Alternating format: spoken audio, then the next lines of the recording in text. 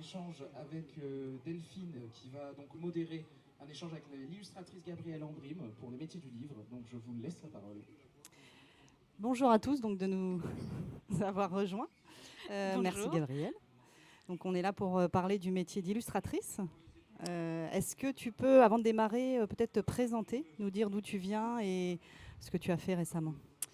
Alors, donc moi je m'appelle Gabrielle Ambrim, je viens de Nouvelle-Calédonie. En ce moment, je vis en Nouvelle-Calédonie. J'ai grandi notamment au Vanuatu, à Wallis et à Mahé. Donc, je suis très attachée à l'identité insulaire et j'ai fait des études de design textile au départ. Donc, j'ai une formation de design textile et c'est pour ça un de mes médiums de prédilection dans mon travail d'illustratrice, c'est le textile et la broderie notamment. Et là, récemment, mon actualité, c'est un livre de dessin brodé qui s'appelle Les mondes d'avant, qui est donc présenté ici sur le salon, qui a été édité par le Lotus et l'éléphant. Et un autre livre d'aquarelle, Bestiaire pour un abécédaire insulaire imaginaire, qui sont les deux livres qui ont été édités, que j'ai faits. Ça, c'est pour mon activité d'illustratrice pour l'édition. Je travaille aussi avec Au Vent des Îles sur les couvertures de leur ligne roman depuis 2 ans. Donc les aquarelles que vous voyez sur la ligne roman, c'est moi qui les ai réalisées. Et après, en parallèle de ce travail destiné à l'édition, je travaille sur d'autres projets et pour d'autres structures, mais on pourra le développer après si tu veux. Alors pour revenir au métier d'illustratrice, est-ce que tu pourrais le définir, nous dire où est-ce qu'on peut intervenir et qu'est-ce qu'on fait exactement quand on est illustrateur? Alors, illustrateur, c'est très vaste. Souvent, ça se confond d'ailleurs avec les graphistes, de plus en plus. Pour moi, ce sont deux métiers assez différents. L'illustration peut très bien se faire sans l'informatique. Après, c'est sûr qu'aujourd'hui, les exigences font que c'est mieux d'avoir une petite formation quand même dans les logiciels créatifs informatiques.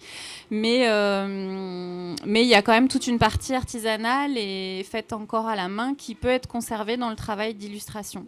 Ça, je pense que c'est important de le savoir. Bon, j'allais dire pour les jeunes, mais vu que les scolaires ne sont pas là, c'est pas... Voilà, je vais adapter mon discours. Donc ça consiste à créer des visuels, des supports visuels pour traduire des mots en ce qui me concerne. Pour les mondes d'avant, par exemple, en fait, j'ai travaillé à partir d'un texte poétique de Viviane Griveaux-Jeunesse, qui est l'autrice du texte, qu'elle m'a demandé d'illustrer. Donc j'ai illustré chaque phrase de son poème en tentant de définir ce que ça m'appelait en fait. Donc il y a une grande place à l'imaginaire évidemment quand on est illustrateur et il y a aussi une grande place pour une identité personnelle, je pense. C'est ce qui fait la différence entre un illustrateur qui a une identité. Donc ça pour moi c'est hyper important, le texte notamment. Je travaille seulement à partir de textes qui m'inspirent. Je pense que c'est très important quand on est illustrateur parce que je trouve que c'est très difficile de créer des supports visuels à partir de textes qui nous inspirent pas, qui nous parlent pas. Enfin, moi personnellement, j'y arrive pas. Donc voilà, je pense que c'est la base. Et ensuite, moi, je travaille donc surtout l'aquarelle et la broderie, mais il y a plein d'autres médiums. Il peut y avoir du collage, il peut y avoir donc du travail sur l'ordinateur vraiment 100% numérique. Il y a des illustrateurs qui travaillent uniquement en numérique aussi. Il peut y avoir des photos aussi? Il peut y avoir de la photo retravaillée. Alors, on sort un peu de l'illustration, je pense. C'est un peu différent, mais si c'est retravaillé, qu'il y a du collage, etc., oui, pourquoi pas. Mais on part toujours d'un texte, et quel que soit le genre du texte. Quand c'est de l'édition, oui. En général, moi en tout cas, chaque fois que j'ai travaillé sur l'illustration, on m'a proposé un texte et j'ai ensuite illustré le texte. J'ai jamais travaillé en parallèle. Et ensuite, quelle est la part tu parlais de l'imaginaire tout à l'heure, de la créativité, quelle est justement la part pour l'illustrateur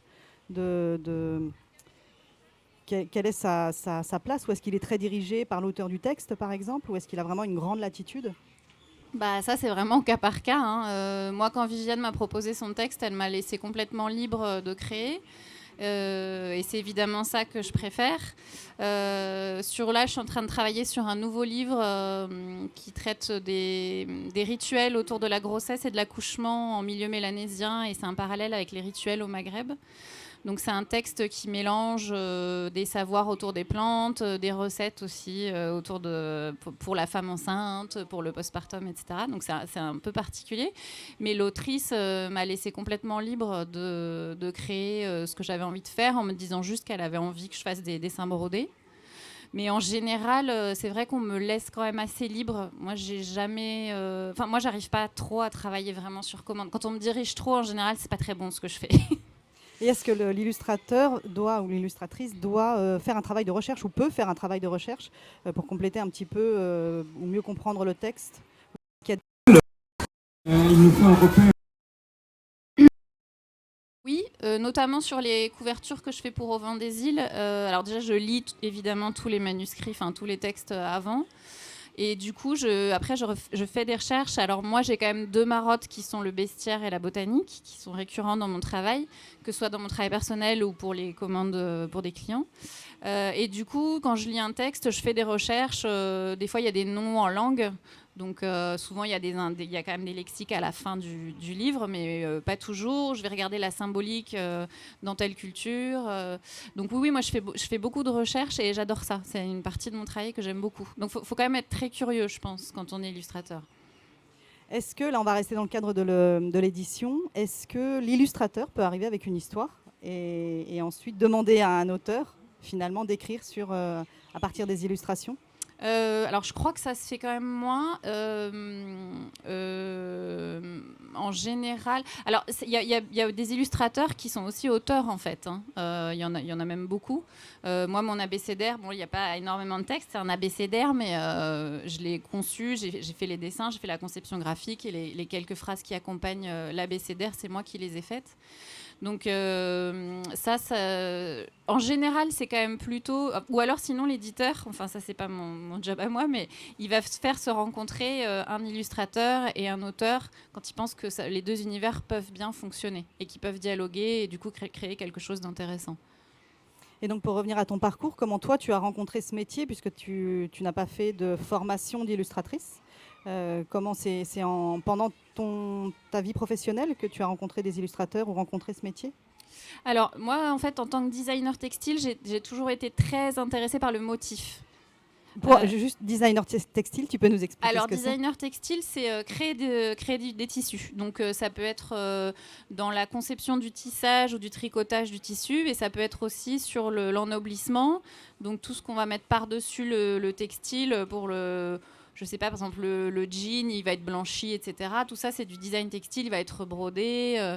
Mais moi, ce qui m'intéressait particulièrement, c'était le motif. Les motifs et les matières naturelles. Donc, le premier stage que j'avais fait, d'ailleurs, c'était au centre artisanal de Wallis et Futuna, où j'ai appris à faire le tapa traditionnel et aussi les teintures végétales naturelles. Et je me suis très vite intéressée aux motifs et je me suis spécialisée là-dedans. Donc pendant 15 ans, une dizaine d'années à Paris, j'avais ma marque de textile artisanal sur laquelle je développais mes imprimés et que je vendais surtout à l'export. Et donc le motif, donc je faisais mes dessins à l'aquarelle, donc j'étais quand même déjà dans un travail d'illustration textile, on peut dire, au départ.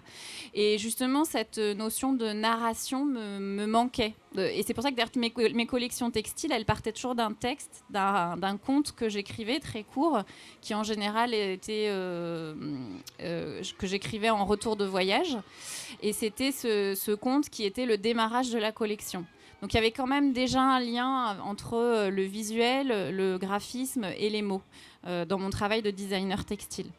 Et ensuite, Viviane m'a donc proposé ce texte autour des vies avant la naissance, les mondes d'avant. Et donc c'est la première fois que j'ai vraiment travaillé en tant qu'illustratrice à ce moment-là pour l'édition. Parce qu'après, en parallèle de ma marque textile, moi j'ai travaillé pour des grandes marques de luxe, pour Kenzo, pour Côté Lac, etc., où je leur dessinais leurs motifs. Donc c'était de l'illustration textile, on peut dire. C'est assez poreux quand même comme métier. Et donc, toujours dans l'édition, tu as travaillé sur les couvertures Au Vent des Îles, donc une collection. Est-ce que tu peux nous expliquer comment tu as procédé justement pour parce qu'en fait, c'est plusieurs couvertures d'ouvrages. Comment tu as travaillé sur ce En projet? fait, c'est sur la ligne roman. Donc, quand il y a un nouveau roman qui va paraître, on m'envoie le texte et donc je le lis et je fais des propositions de couverture. En fait, au départ, on a défini une identité visuelle qui reste donc la même pour toute la ligne roman. Et donc, cette identité, tu peux nous la et alors, du coup, nous la cette donner? identité, c'est mélanger ce qu'on appelle les papiers dominotés. Donc, les papiers dominotés, ce sont des papiers anciens qui étaient utilisés à l'origine pour protéger les livres et qui ont des imprimés dans l'esprit des indiennes un peu. Donc, des imprimés du style un peu tampon. Non, j'en ai pas sur moi, qui sont des motifs répétés, qui peuvent être des motifs floraux, mais qui peuvent être aussi des motifs graphiques. Donc l'idée, c'était de garder cette identité qui est quand même très européenne, des papiers dominotés et un côté un peu ancien, et de mettre par-dessus des motifs qui sont liés à l'imaginaire plutôt tropical, parce que donc l'idée, c'est de mettre en valeur l'identité océanienne. Donc sur les couvertures, on retrouve ce fond dominoté qui change à chaque fois pour chaque roman. Avec par-dessus une imagerie tropicale, donc ça peut être le combat de coq, ça peut être qu'est-ce que j'ai fait, la baleine pour la baleine tatouée, le poisson volant pour Moana Blues, etc. Donc c'est mélanger cette identité européenne et l'identité océanienne. Et comment pour les autres projets, donc dans l'édition, comment tu fonctionnes en fait pour créer? Qu'est-ce qui t'inspire et comment concrètement tu fais? Est-ce que tu travailles avec un ordinateur? Est-ce que tu travailles là, tu fais beaucoup de broderie, donc c'est très manuel aussi. Est-ce que tu peux nous expliquer comment tu fais? Alors moi, 80% de mon travail est fait à la main. Donc que ce soit pour les couvertures de Vent des Îles où c'est quasiment que de l'aquarelle. Donc je fais une aquarelle, je la scanne, ensuite je la retravaille un petit peu, des fois pour changer la gamme de couleurs ou pour accentuer ou atténuer des coloris. Et je retravaille aussi bien évidemment pour faire des simulations de couverture dans lesquelles j'intègre aussi des motifs répétés. Donc ça reprend mon travail de designer textile où je faisais beaucoup de motifs répétés. Je reprends certaines parties de la couverture en motifs répétés derrière. Après, sur la broderie, c'est pareil. En fait, c'est des peintures brodées sur textile que je vais scanner et que je vais ensuite très peu retravailler. Enfin, je vais plutôt faire un travail de mise en page du visuel avec le texte derrière.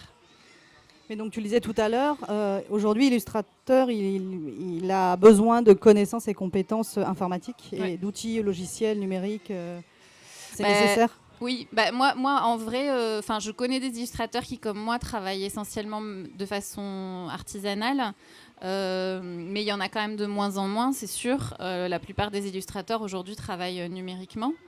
Donc en fait ça permet d'aller plus vite, ça permet de faire des retouches et de faire des allers-retours avec le client aussi plus facilement, parce que c'est sûr que s'il faut refaire l'intégralité d'une aquarelle, ça prend un peu plus de temps. Après c'est aussi une question de confiance avec le client. Moi c'est pour ça que je préfère avoir quelques clients avec qui ça fonctionne bien, qui me font confiance dans mon travail créatif et avec lesquels il n'y a pas 700 allers-retours. Et alors je ne sais pas si c'est lié au fait que je fasse les choses à la main, mais je pense que c'est une approche du métier qui n'est pas la même quand même. Et un travail quotidien qui n'est pas le même. Parce que moi, personnellement, passer 10 heures par jour devant un écran, je ne suis pas capable. Et donc au quotidien, alors, comment tu fonctionnes? Est-ce que tu as des temps de recherche? Est-ce que tu as des temps de création qui ne sont pas forcément à partir du livre, mais pour t'entraîner peut-être, je ne sais pas, ou pour améliorer certaines techniques? Comment tu fonctionnes? En fait, je lis les textes dès que j'ai un peu de temps. Donc, j'ai une petite pile à côté de mon lit des textes que je dois lire. Et après, il peut y avoir du temps entre le moment où j'ai lu le texte et le moment où je commence à le faire concrètement. Mais j'y réfléchis un peu tout le temps, en fait. Je peux trouver une idée en étant sur un autre projet. Là, j'ai un projet de fresque murale qui arrive, que je dois faire en rentrant là, à Nouméa. Et là, j'ai eu des idées de motifs qui me sont venus en lisant un livre pour lequel je dois faire une couverture, mais qui n'a rien à voir. Enfin, tout ça, ça communique en fait. Donc, malheureusement, j'ai pas un planning où j'ai de telle heure à telle heure instant création, de telle heure à telle heure instant comptabilité. C'est vraiment un peu comme ça arrive. Et c'est sûr que c'est un métier où il faut être capable de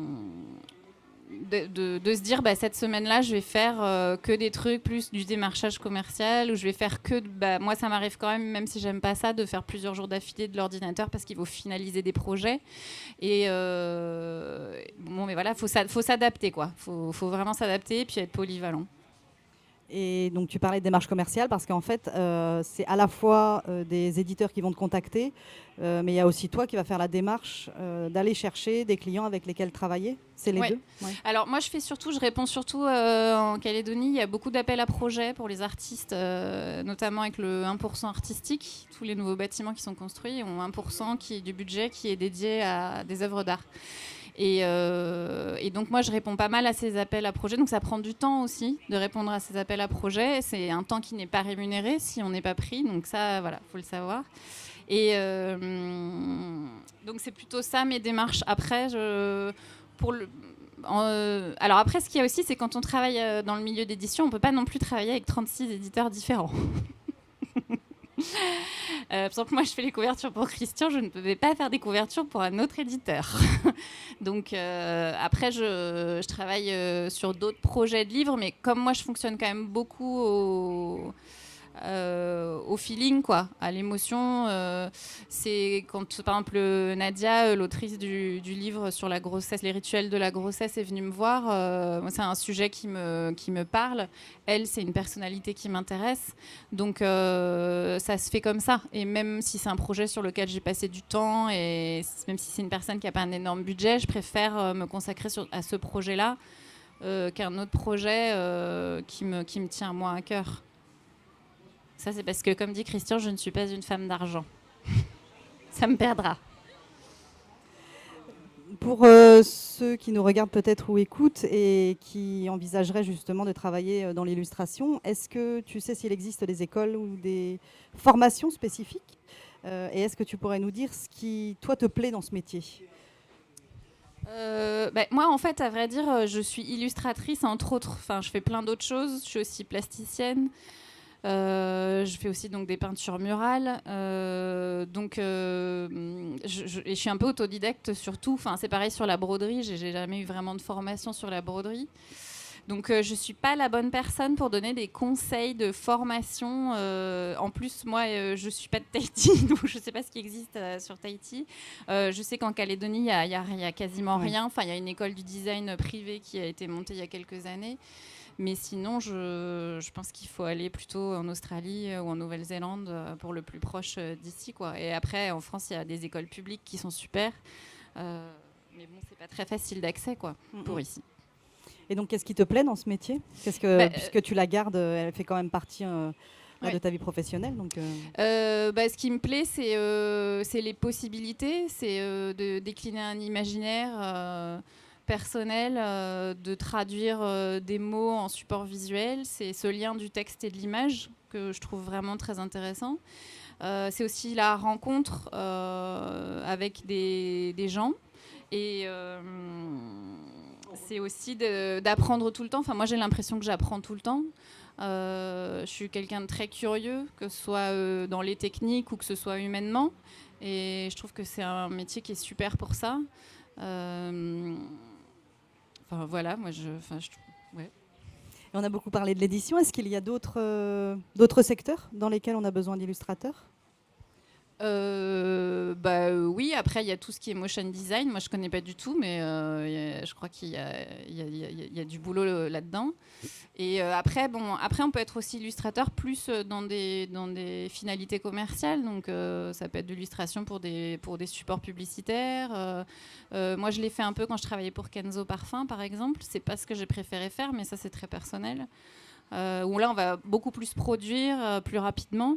Moi je trouve qu'il y a moins de place pour la créativité artistique. Plus de cadres, oui. Mais voilà, c'est très personnel. Voilà, je pense que c'est à peu près ça, hein, le textile, l'édition, les supports commerciaux. Ouais. Et donc, pour terminer, peut-être, est-ce que tu peux nous parler des livres que tu as amenés ou que tu présentes ici, que tu as illustrés ? J'en ai qu'un ici, c'est D'accord. Les Mondes d'avant, donc qui est disponible dans la première tente là-bas, qui est donc un livre de dessin brodé. sur un texte de Viviane Griveaux-Jeunesse, qui est un texte qui parle des vies in utero, des vies avant la naissance. Et en fait, c'est un livre qui peut être destiné aux adultes, donc aux futurs parents ou aux déjà parents, aux personnes plus âgées, mais aussi aux petits. En fait, ça dépend vraiment comment on présente l'histoire. Il y a des possibilités d'interprétation très différentes. Donc, il est à la fois destiné à la jeunesse, mais aussi aux adultes. Voilà. Ok. Et tes projets alors? Tu parlais d'une fresque. Est-ce que tu as d'autres projets en parallèle? Oui, j'ai 2 fresques. Ils ne sont pas forcément dans l'illustration. Ouais, 2 fresques. Enfin, c'est de l'illustration murale en fait, hein, on peut dire. Mais j'ai 2 fresques en Nouvelle-Calédonie quand je rentre. L'une qui est participative d'ailleurs, avec des habitants d'une résidence dans un quartier à Dumbéa. Et puis j'ai donc ce projet du livre autour des rituels de la maternité. Et j'ai aussi un projet de créer un support d'édition autour de la dernière exposition que j'ai réalisée à Nouméa. Ce sont des portraits brodés. Et pareil, il y a toujours ce lien du texte et de l'image. Ce sont des diptyques avec le portrait d'une personne et son témoignage à côté. Et c'est 42 portraits autour de la thématique du rapport au corps à travers le soin sur le territoire calédonien. Donc je suis allée rencontrer des soignants et des patients sur tout le territoire. Et ça, en fait, c'est hyper intéressant pour raconter un pays. Et c'est une exposition qui a très bien fonctionné à Nouméa, qui va être itinérante sur l'ensemble du territoire sur 2024 et peut-être à l'international. Je suis en train de travailler dessus. Et c'est un projet que j'aimerais vraiment voir aboutir en édition. Voilà. Ok. Est-ce que vous avez des questions, peut-être? Monsieur?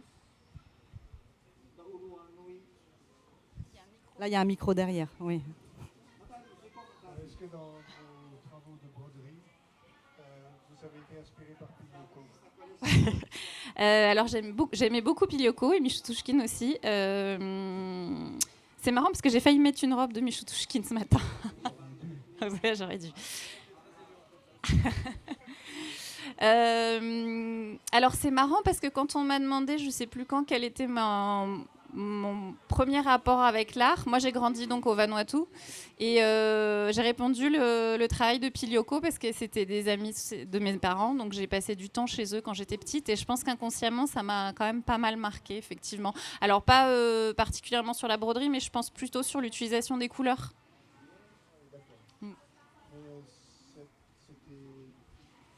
Ces broderies de laine, je connais pas du tout votre travail, est-ce que ces broderies de laine, il est fait dans le même style, dans le genre de style de Pilioko, ou est-ce que c'est complètement autre chose? Est-ce que c'est plus tapisserie de Bayeux ou quoi? Alors non, c'est pas de la tapisserie que je fais, c'est vraiment de la broderie. La tapisserie de Bayeux, c'est pas une tapisserie. C'est vrai, c'est une broderie, c'est vrai, mais c'est pas ce type de broderie-là. Moi, je connais pas trop le travail de Pilioko en broderie. Je connais quand même surtout ses toiles et je reconnais le travail textile de Michutouchkine, mais je connais pas trop ses broderies. Mais je vais regarder. Une autre question? Alors, c'est pas vraiment une question, c'est plutôt une observation. Je voulais dire qu'en tant que traductrice de livres de Roman des îles, je voulais dire quel bonheur ça a été d'avoir Gabriel qui illustre les textes, parce que moi j'ai eu l'impression de vraiment trouver quelqu'un qui avait lu, compris le texte, parce que des fois on se trouve avec des illustrateurs qui doivent lire 2-3 pages, quelques mots-clés, et qui mettent des choses qui n'ont absolument rien à voir avec le contenu du texte. Et il y avait vraiment une esthétique, une sensibilité, une beauté qui a fait... On est tous quand même un peu sur l'objet livre, et de pouvoir faire une traduction, l'avoir publié, c'est sympa, mais de l'avoir publié avec une belle robe comme ça, c'est vraiment formidable. Merci beaucoup. Bien, c'est tout pour les questions. Dans ce cas, on va s'arrêter là. Merci beaucoup, Gabriel. Je vais demander les applaudissements, justement. Merci à toutes les deux.